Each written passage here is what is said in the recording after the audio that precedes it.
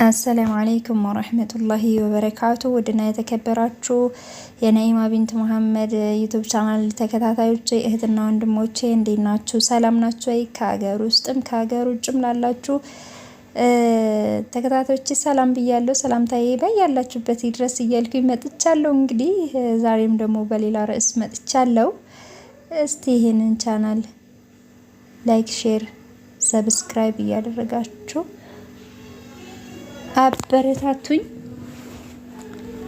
ዛሬ ደግሞ በሌላ ርዕስ ነው የመጣሁት። እስቲ ላይክ አድርጉ ማለት ነው። ዛሬ እንግዲህ ጉብኝት ነው። ጉብኝት ከአንድ ሀገር ወደ ሌላ ሀገር ሲኬድ ጉብኝት ነው የሚባለው። ለሙ ጉብኝት ላይ ነበረች። ማሻላ ብያለሁ። በጣም ደስ የሚል ነገር ነው።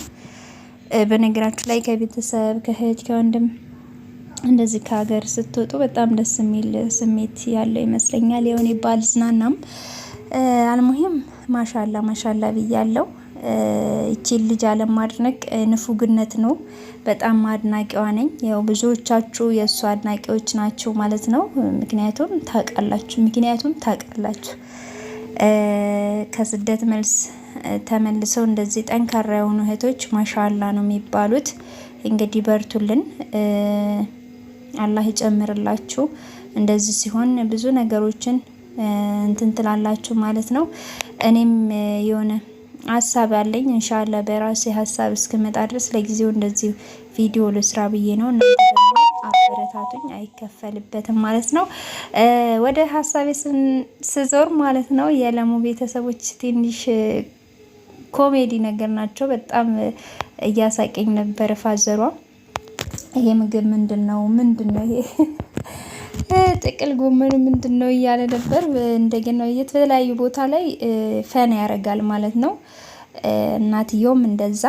እንግዲህ አላህ ረጅም እድሜ ይስጣቸው እንላለን። እናቶቻችን አባቶቻችን ለኛ ብዙ መስዋዕት ከፍለዋል። እነሱን ደግሞ ማስደሰት በአላህም ዘንድ በሰውም ዘንድ በጣም የተወደደ ነገር ነው፣ ለወላጅ መልካም መሆንና አንቺን በዚህ መልኩ ቤተሰቦችሽን ፈታ ስላደረሽ 40 ምንጭ ወስደሽ ዘና ስላደረሽ ማሻአላ ብለናል ማለት ነው።